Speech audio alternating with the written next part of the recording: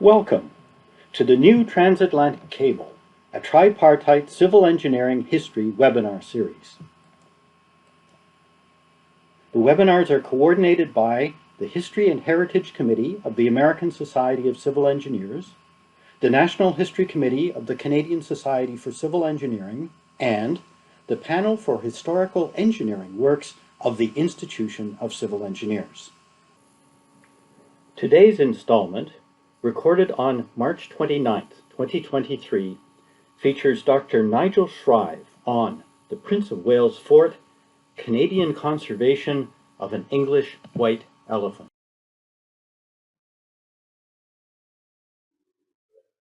I do make that 6 p.m. UK time. I hope everyone can hear me that has joined the webinar. Welcome to everybody. I think we'll start. People are still coming in, but they'll be here in time for the main presentation. I'm Gordon Masterton, and I'm chair of the Institution of Civil Engineers Panel for Historical Engineering Works. And I'll be your host today for today's tripartite new transatlantic cable, as we call it, civil engineering history webinar.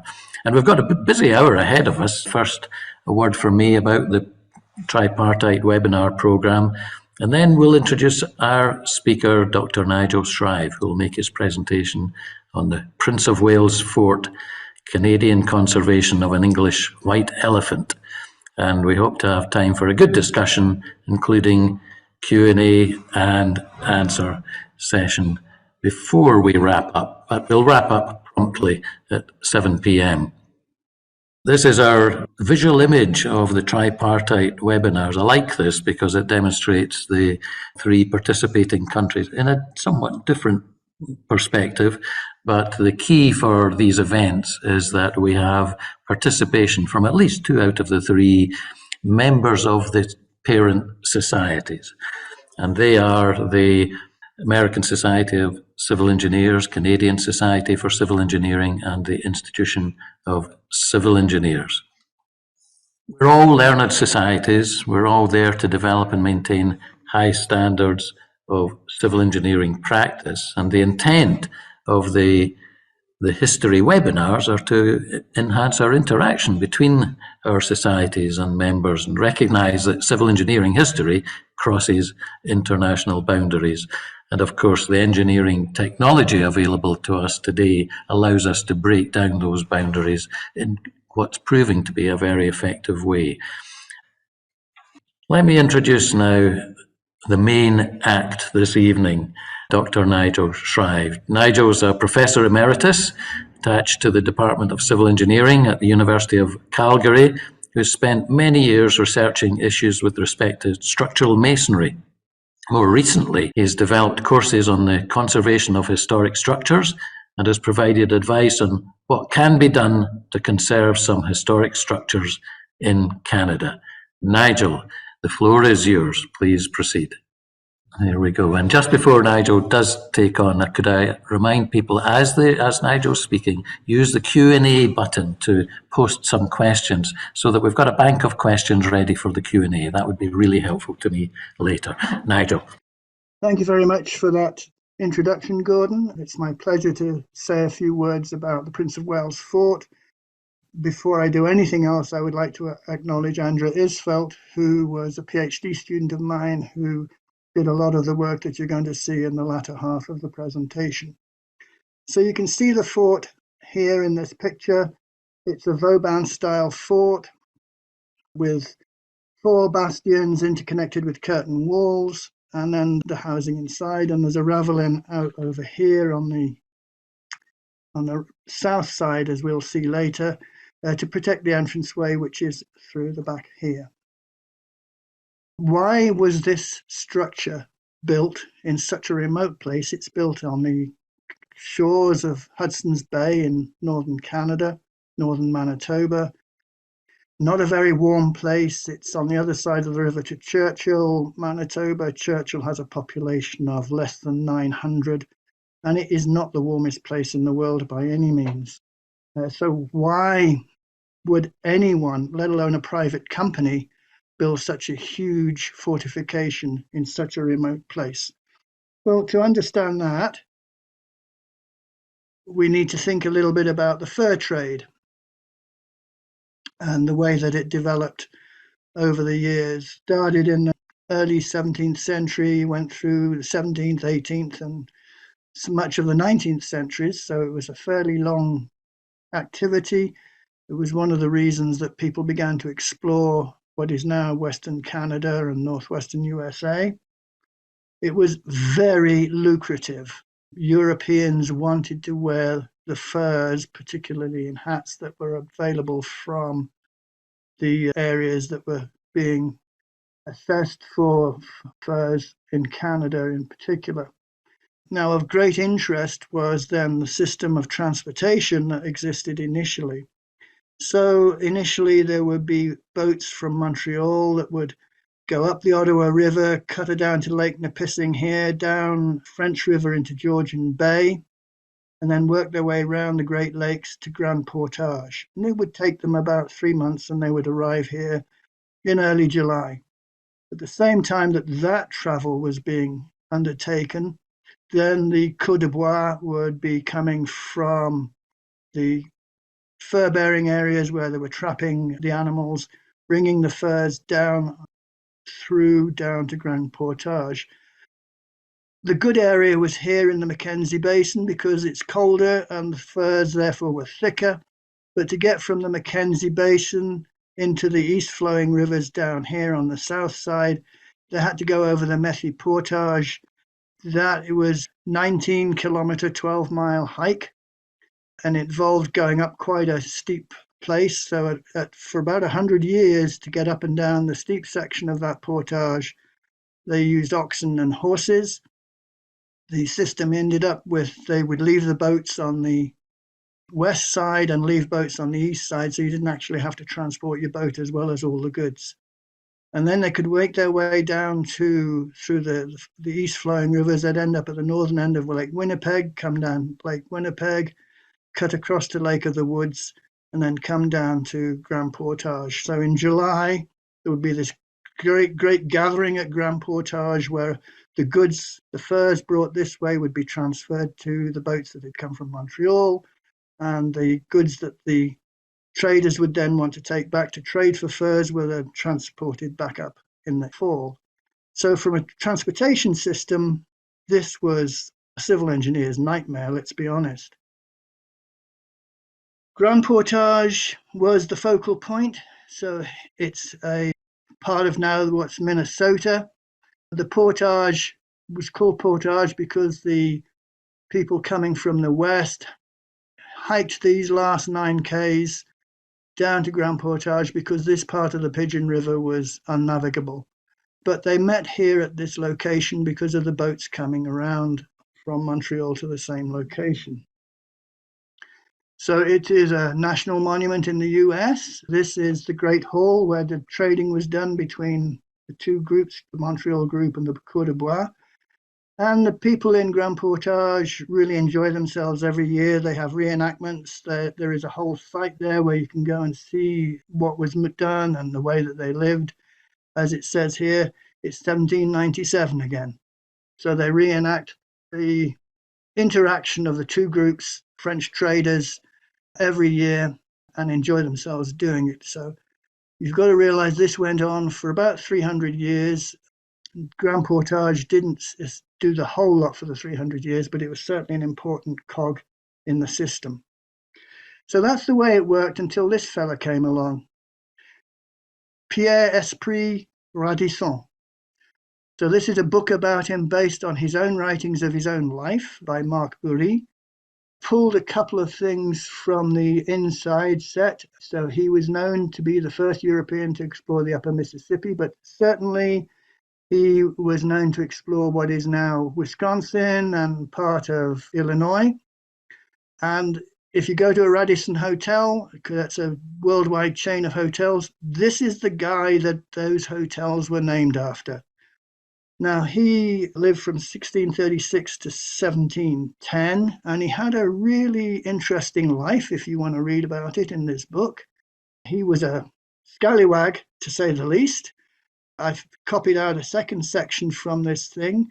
So in his lifetime, he managed to double cross the English, the Dutch, the French, and the indigenous peoples who looked after him for a while. So he managed to do it everything. But one of the greatest things that he did was that as an Arctic fur trader, he led to the founding of Hudson's Bay Company, which everybody in Canada will recognize. And it's still in operation 350 years after. It's the oldest corporation in North America now. But it was created by this Frenchman and his brother-in-law. So what did he do to do that? Well, in this system, the French had control because the French were living in Montreal and Quebec on the St. Lawrence River. It was difficult for the English to get involved. On one of Radisson's trips, he ended up here on the shores of what he was told was a great lake, but what he realized was Hudson's Bay. And he cottoned on to the idea that you could sail a ship directly from Europe into Hudson's Bay, and you would cut out all of this extra transportation system from Grand Portage to Montreal. So he went to the French court, because he was French. He was born in France and moved when he was 15, I think, to Trois-Rivières, which is between Montreal and Quebec. But he went to the French court and said, hey, why don't you have ships coming into Hudson's Bay to take the furs, because that will save an awful lot of time, be a much more effective transportation system. And the French court just said, yeah. So he went to the English court, and some English traders, particularly ones from Bristol, said, hey, that's a good idea, but can you do it? And his brother-in-law did it in this ship, the Nonsuch, did it in 1668, got back to Bristol in 1670 to prove that you could sail into Hudson's Bay, get a shipload of furs, and sail back directly to the UK in that case, or to England. Now, if you go here, this is in the Manitoba Museum. It's a full-scale replica. I'm only 5'8" and I bang my head if I go below decks. It's an amazing thing to go and see how small this ship is and what they did with it.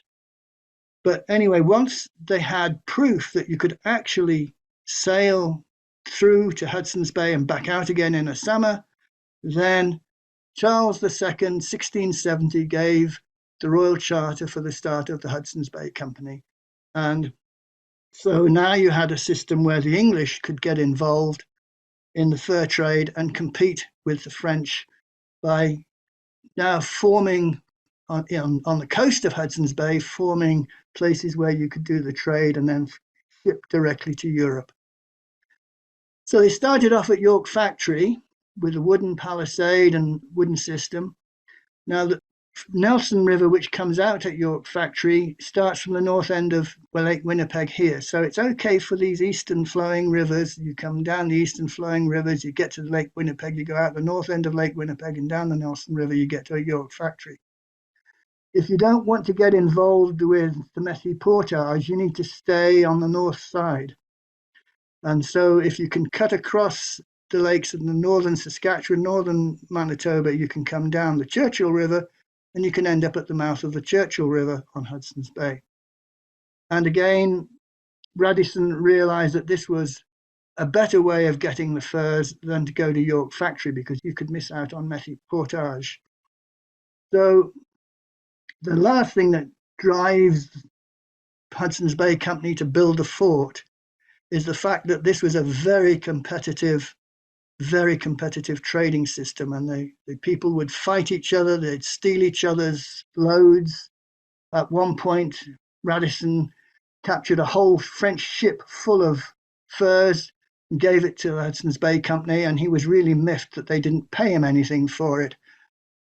But it was not the calmest and quietest of trading systems. It was very vicious, lots of fighting and stealing. So in order to protect their investment, Hudson's Bay Company decided then that they had better build a fort here at the end of the Churchill River in order to have a safe place for their trading and to keep their investments. So here is the Churchill River coming out into Hudson's Bay. The fort, the Prince of Wales Fort, is on the end of this peninsula. They also built a battery on Cape Mary in order to try and give a protected area here so that anybody attacking, they could beat off. So they started building the fort in 1731. You can see the fort in its current form here. This is the Ravelin, which you can see, and you can see a lot of reconstruction that's going on to try and keep the fort in good condition. And you can see the end of the peninsula and Hudson's Bay out to the back. It was built initially between 1731 and 1747. It was built quickly by groups of about 50 men coming every year from England. Once it had been built in 1731 to 1747 in a rough form, they then spent the next 23 years, in 1748 to 1771, trying to finish it off and tidy it up, and I'll explain that in just a second. So the way it was built was they dug a trench 9 feet wide, 7 feet deep, and started filling it with boulders, and then built the boulders up. Each year they did this with mud mortar because they didn't have anything else. And each year that would freeze over the winter, so it would form solid, and then they would build up a bit more. And until 1747, they had built the outsides and the ramparts to put the guns on.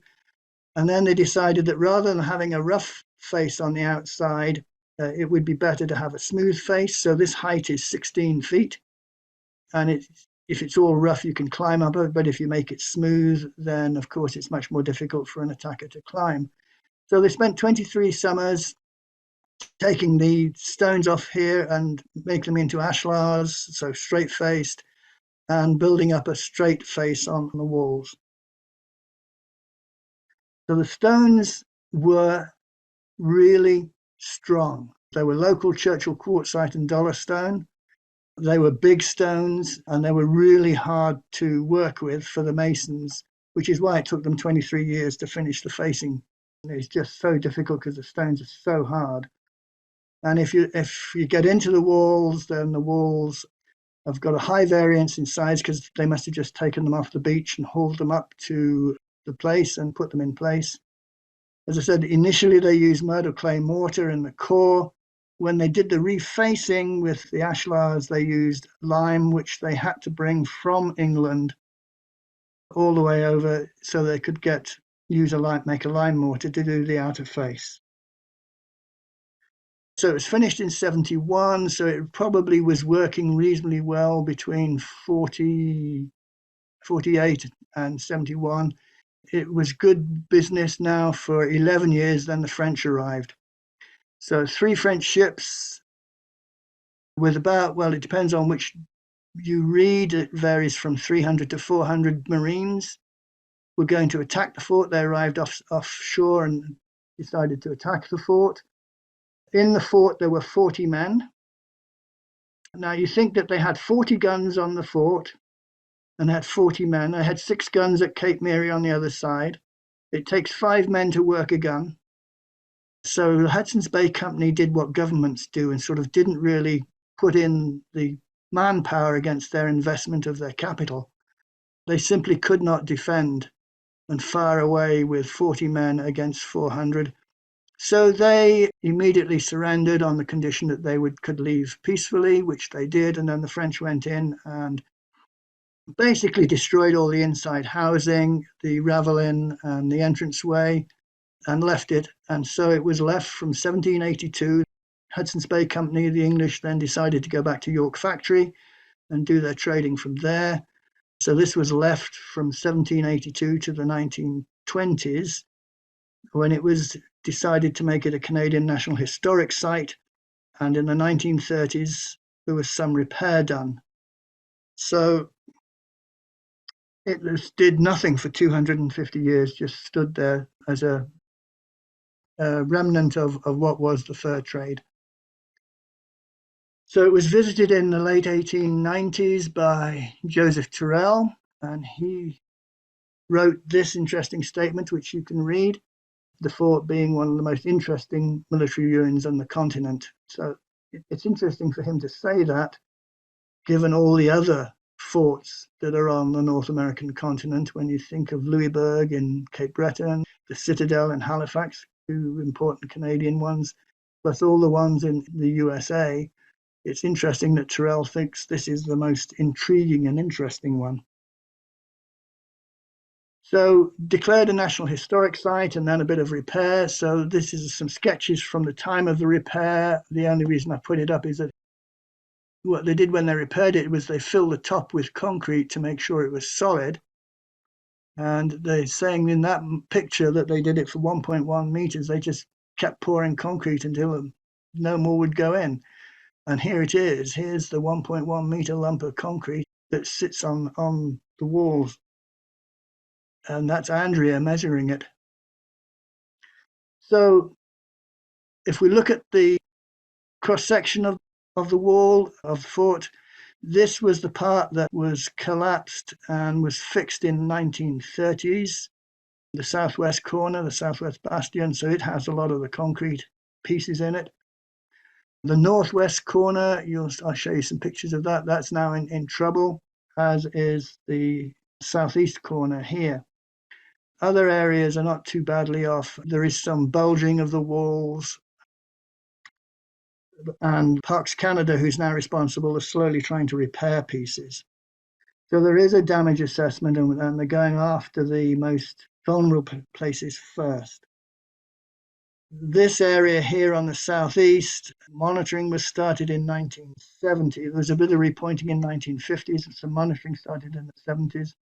In the late 90s, this was predicted to be in severe danger, and in fact it did collapse, as have other sections of the walls, and has been repaired.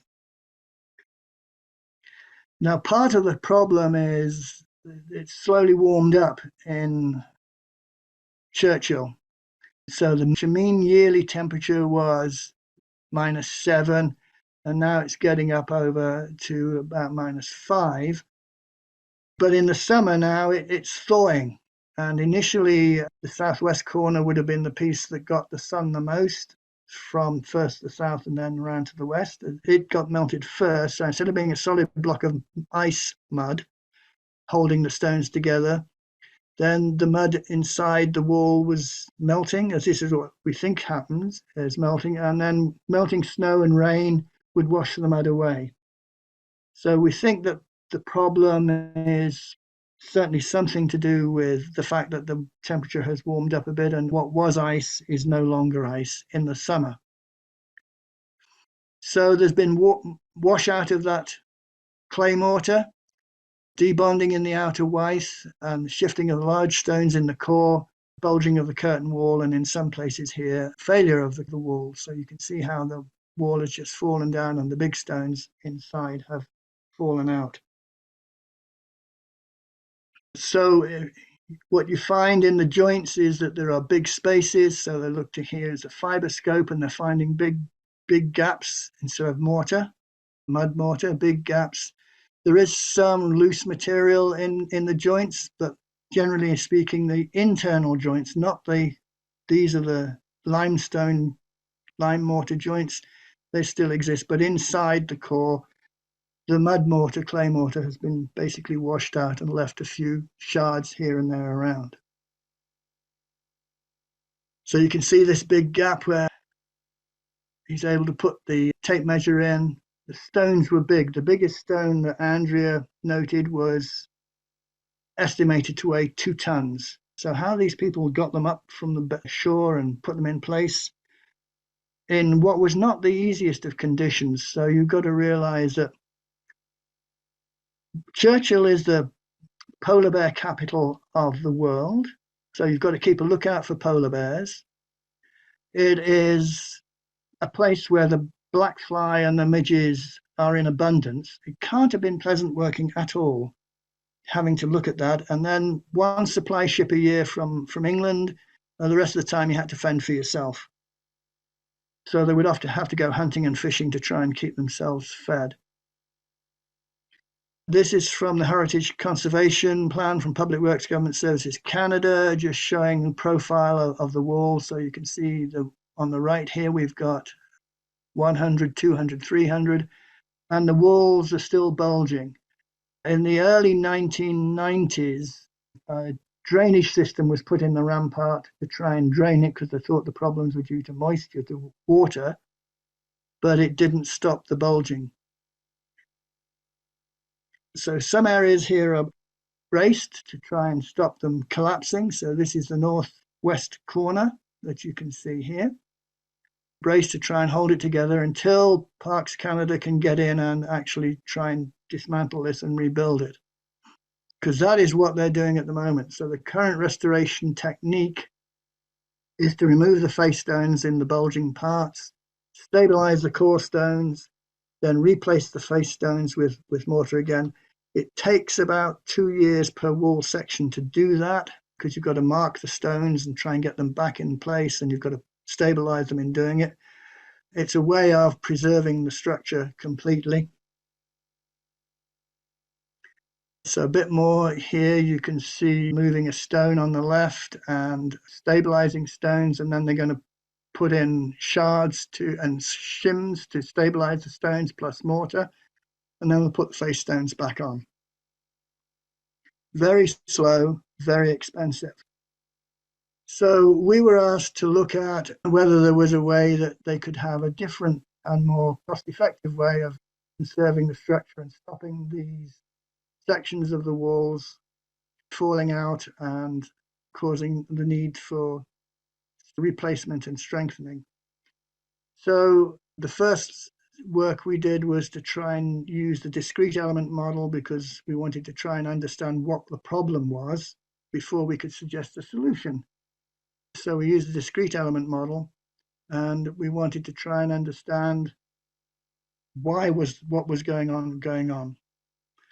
So we made several models using different combinations. In our discrete element model, you're restricted in the geometric shape. So the ashlars are sort of crudely rectangular, and then the internal core we put as circles because we did it in 2D. And then you could assign the contact relationships between the individual stones. And by changing those, you could then try and see what would give you stability and what would give you instability. So here's a model, and let me just run what happens. So if you just let it do it under self-weight, the system basically falls apart. You can see that it bulges in the middle. So when we look at all of our models, it doesn't seem to make any difference. They all go unstable. They all bulge like the actual walls, and then they will collapse, bits fall out just like the actual walls. So our conclusions from doing the discrete element modeling was that if you had enough friction and enough cohesion, you could get stability, but at what would you describe as well-established levels that you would expect in stones, it was unstable. The issues with the discrete element modeling system is that the stone interactions are simplified to point contacts, there's no interlocking of stones, and you don't have anything to do with the actual geometry and material properties. So it's really very crude, but at least it told us what we thought the problem would be and what we then would have to investigate more carefully. And that was that this was simply a level of instability. You get shear zones developing in the wall under self-weight. The lack of cohesion, the lack of friction could allow those then some movement, and this is what was causing the walls to bulge.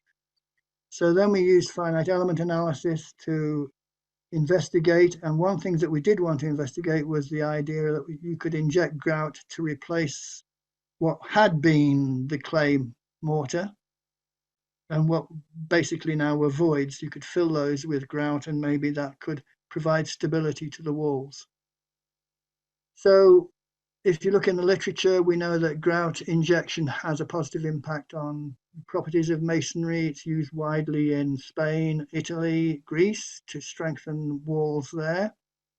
And of course, you couldn't do anything on the actual structure itself by measuring anything. So we did some numerical modeling using the finite element method. So we were able to make the geometry. This is a cross section of a wall where it was being repaired, that Andrea was able to take a picture and create this cross-sectional model. We just tried to keep things as simple as possible, still trying to get understanding. We looked at linear elastic properties for the stones, Coulomb friction and tangential contact and cohesion. We fixed the foundation, and we just allowed gravity to have its own effect. So then we also then filled it with grout so that we could have the stones, and then on the right-hand side, the spaces between the stones are filled with grout, and then we could look at the effect of grout compared to the situation without grout.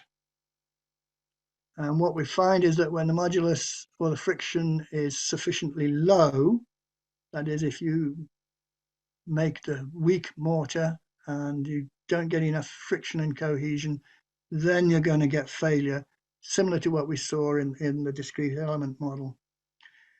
So this one does the same thing. You're going to see the same thing, shear bands forming, the wall bulges, you can see the wall bulging, and then you get failure.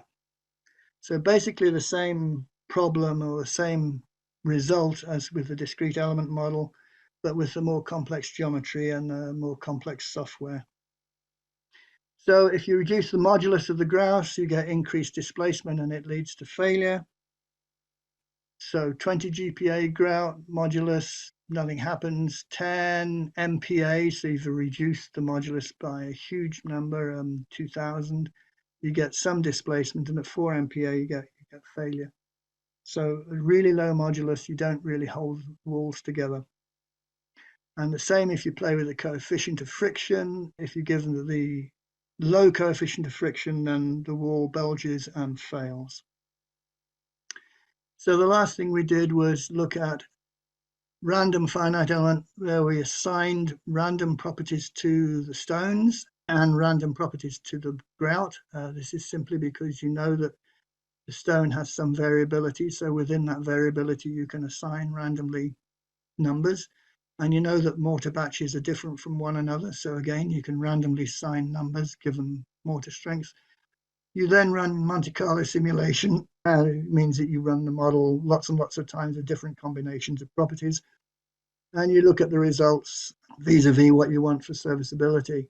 And what you end up getting is that the friction matters and the cohesion matters.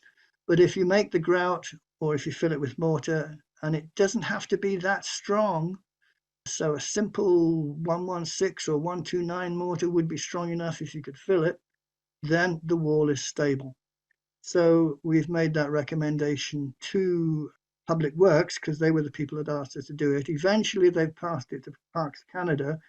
And I understand now that eventually it's got to the consultants who are going to be looking at this problem in the future. So maybe they will be able to stabilize the bits of wall that are now not showing signs of degradation, and they will be able to protect those whilst then they continue with the current system of fixing the bits that are really bulging and cracking and falling out. So the finite element model basically said we get the same problem. We can fill it with grout and it is feasible to prevent further degradation, and you just got to control material properties to get that done. So I'd like to thank NSERC and Natural Sciences Engineering Research Council of Canada, who funded the research, and the University of Calgary, and Compute Canada, whose resources we used extensively. A couple of the references that I've used.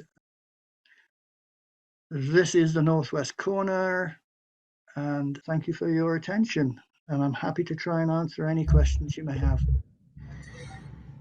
No, thank you very much, Nigel. That was absolutely terrific. And before I do hand over the opportunity for Q&A, there's only one question being posted in the Q&A, so please, participants, and there are 84 on my screen, please use the next couple of minutes to please put a question or two into the Q&A, and we'll ask Nigel to answer it. Nigel, I was very impressed by the commitment of, I'm not sure where the funding's coming from, Public Works or Parks Canada, to maintaining what is a very remote site and doesn't attract a huge footfall of visitors, but nevertheless clearly of importance as a national monument. Does the status of national monument automatically mean that there's funding for conservation? Yeah, Parks Canada has a limited budget, so it depends who owns the heritage structure or who's responsible for the heritage structure. In this case, it's Parks Canada. So if it's the Department of National Defence, they seem to have more funds available to fix things. So when there was a fire at the barracks in Quebec City, they got fixed really quickly. $105 million of repairs straight into that within 2 years of that fire happening, which burned the barracks down. So Department of National Defence clearly has more resources than Parks Canada, but it is the responsibility of the institution that has been made responsible to maintain the National Historic Site. So in this case, as I said, Parks Canada, and they do a little bit every summer. So they only work for about 3 months or so every summer, and they do a little bit. The one point I didn't make, actually, Gordon, was why is this a white elephant? Well, I hope people cottoned on to that. It's a white elephant because you think about the resources that Hudson's Bay Company put into it, and it was only viable for maybe from 47 to 82, so 35 years. You never got your return on investment. Mm. So it was definitely something that didn't really do what they wanted it to do. In fact, Nigel, that's really our first question that was put up some time ago in the talk from Giuseppe, saying that given that it was essentially captured without a fight, from his understanding, and you later then explained that in the talk, did the fort serve any real purpose or provide any benefit? Was it a deterrent prior to the capture for those relatively Well, short number of years? for the short number of years, yeah, they were able to protect their goods with the fort. But really, when you think about it, it didn't really do what they wanted it to do because they needed it to do it for a much longer period of time than they invested in it. You think about they had about 50 people a year for 40 years, plus all the materials that they had to send from England, the lime and so on. And there's no wood here, right? So down at York Factory, you're south of the line where the trees will grow. So Mm-hmm. here, I mean, the winter temperatures in Churchill range from highs of -20 to lows of -30. So the poor people in here must have frozen their butts off. Big, because where would they have got the wood from? They'd have to go upriver to find trees to get the wood and bring the wood down. So that would have been a summer job. It can't have been a cost-effective place at all. And as I said, there were 40 people there roughly, and they were trying to do the trading and do the maintenance and everything and keep people with food and keep people warm. Yeah, it was just a waste of time, to be honest, in my view. Indeed. But next one is from John. It said, excellent presentation. Thank you, Nigel. I'll echo that. What organisation designed the fort and wrote the specification for the original cement? The company was Hudson's Bay Company, and they kept the records to themselves. So we don't know who designed it unless Hudson's Bay will release that information. The lime mortar appears to be as the standard lime mortar of one of lime to 3 of sand, which would have been a typical mortar for masonry of that time. There was anything special about it. And we don't know who did the original design, no, because that seems to be a Hudson's Bay kept secret. Despite the 14 kilometres of shelving of HBC archives, apparently, Yeah, that yeah, Mike advised us of. Yeah. yeah, yeah. It might be in there, but from my reading of documents, I haven't seen anybody who has said, yeah, it was designed by X or Y. Yeah. We just know it's the Vauban style, the French style Yeah. of fort. That's all we know about it. I don't think any of public works researchers went back to find out who the principal designer was. Indeed. Oh, good questions are coming in thick and fast. Hayden, next. Are there any challenges for grout injection with the temperature issues and vicinities to the Hudson's Bay in the area?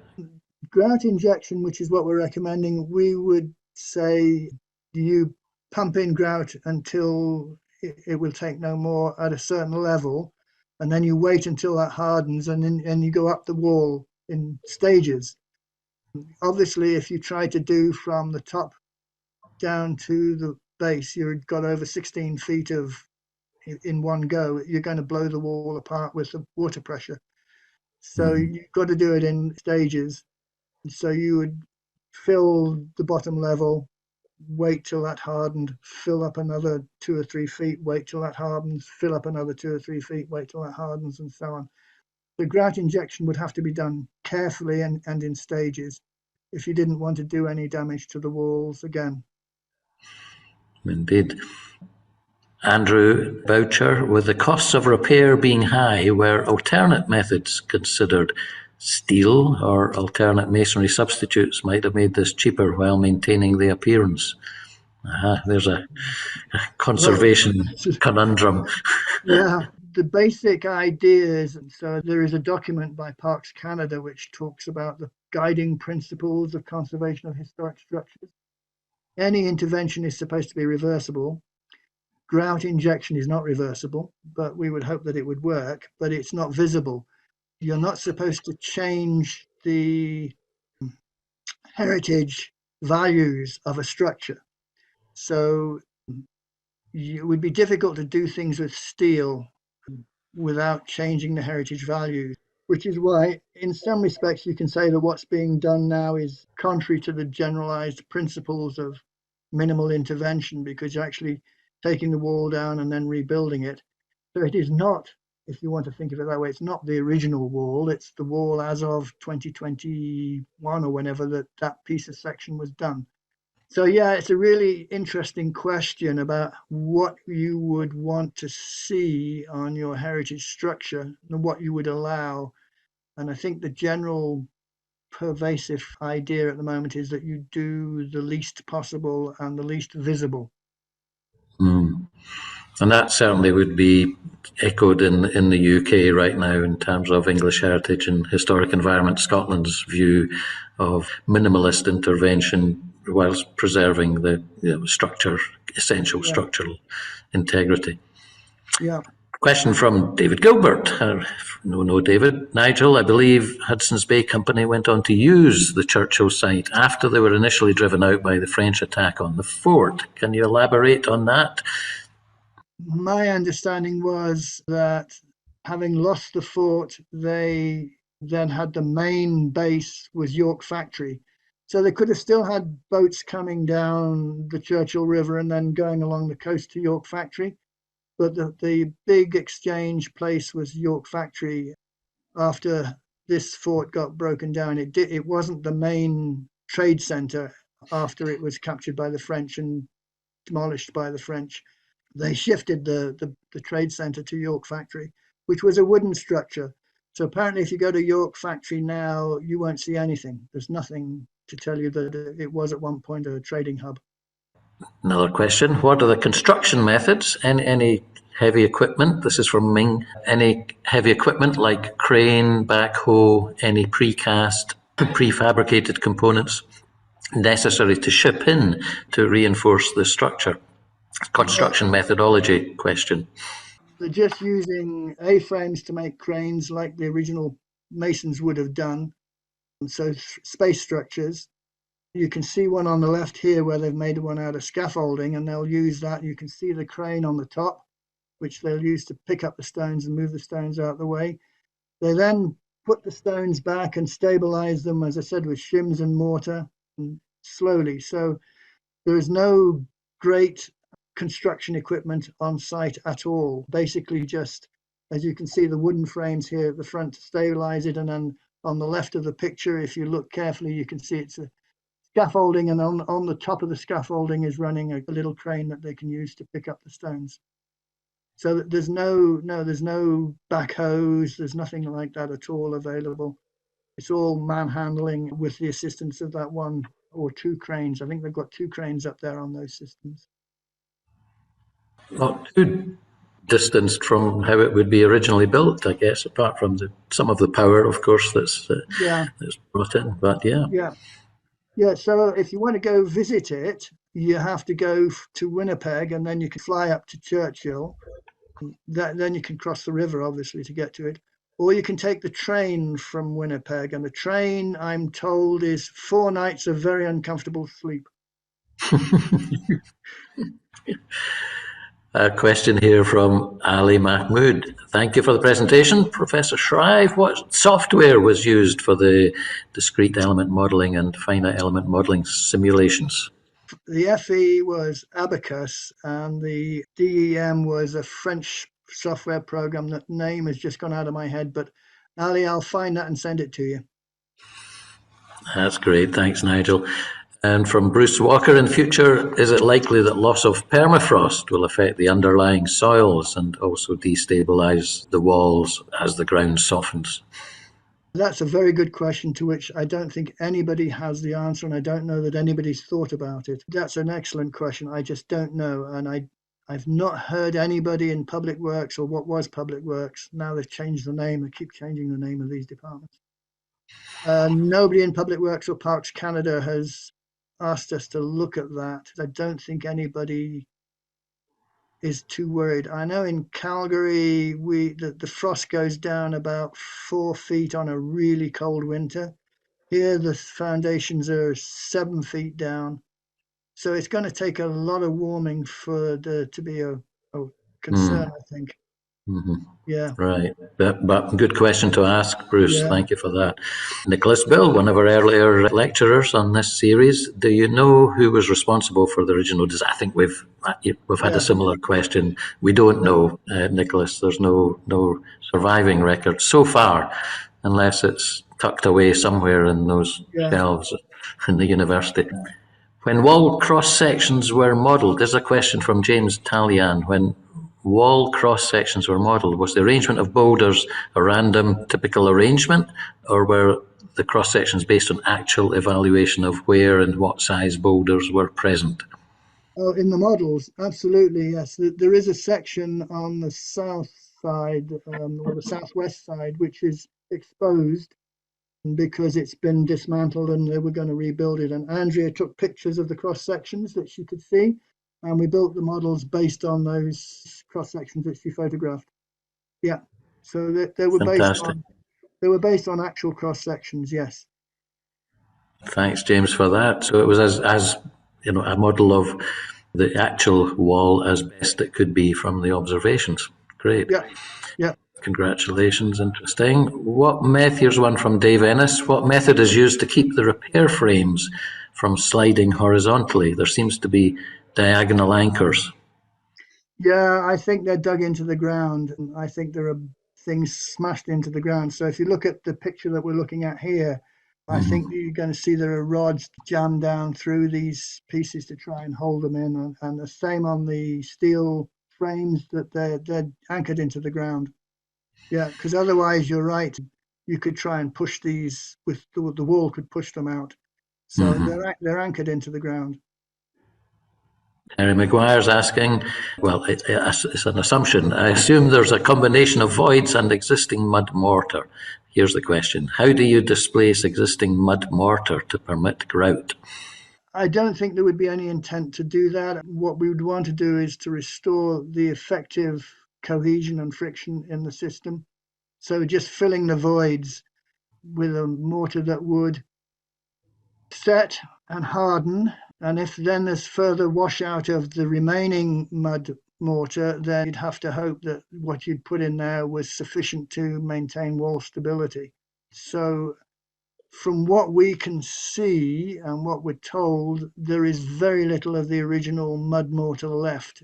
So you've got to think that the structure wasn't touched for about 250 years. So Churchill and that area was pretty cold all through those 250 years, and the mud would have frozen solid. But with the sun coming on it and then snow melting and rain, you'd think that the top surfaces would have lost some mud mortar, but over the years, the loss of mud mortar has just gone deeper and deeper and deeper and deeper into the wall. So I don't think there is much, from what I understand and from what we were told, there wasn't much mud mortar left in the core of the wall. So If you can fill the core with grout, I suspect that what remaining mud mortar there is would not have a big effect on any subsequent rainfall or snowmelt. And maybe protected to a degree Yeah, by the grout, the yeah, hardened grout. yeah. Especially if you could get it grouted up at the top of the rampart and the top of the bastions. If you could get it there to stop the water dribbling down Yeah. and washing it out, but pushing the water essentially out of the wall. Clara Dennis, thanks for the wonderful presentation. With reference to the 2 years of wall section restoration works, yes, remember that, what are the Yeah. approximate wall specs in terms of size, such as length and width? They're doing about, I would say, between 6 and 10 feet in 2 years.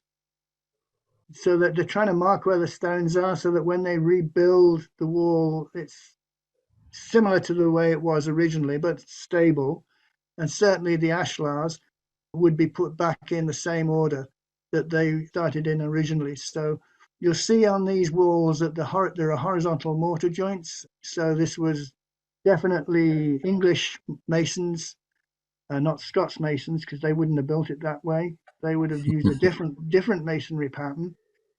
You've got to try and get the stones back in the same place so that you maintain that horizontal mortar joint.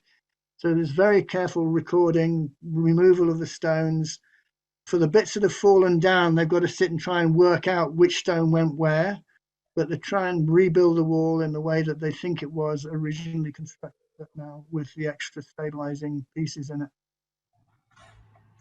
Fantastic. My question, and I don't think I need it, would have been about the lime mortar. Were there any surviving ancient pieces of lime mortar that were tested? Not that have been tested, no, Gordon, no.